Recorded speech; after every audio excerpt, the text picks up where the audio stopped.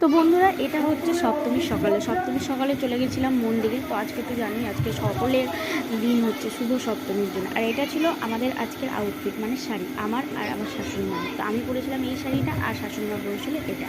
তো কেমন লাগছে অবশ্যই জানিও।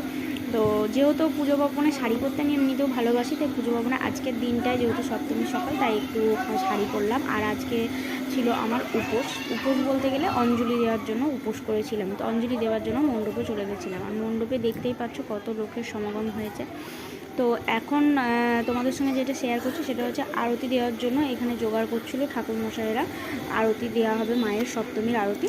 তো তার জন্য সব কিছু জোগাড় করে নিচ্ছিল। আর এখানে দেখো পুরোহিত মশাই শাশুড়ি মায়ের হাতে ঘণ্টা বাজানোর জন্য দিয়ে গেলেন, আর উনি ঘণ্টা বাজাচ্ছেন। আর এখানে উলুধ্বনি ও ঘণ্টার শব্দ, ঢাক বাজাচ্ছেন, শঙ্খ, সব কিছু দিয়ে মায়ের আরতি হচ্ছিলো। খুব সুন্দর লাগছিলো, এই মুহূর্তটা খুব ভালো লাগে। কারণ পুজোতে এই বছর পরে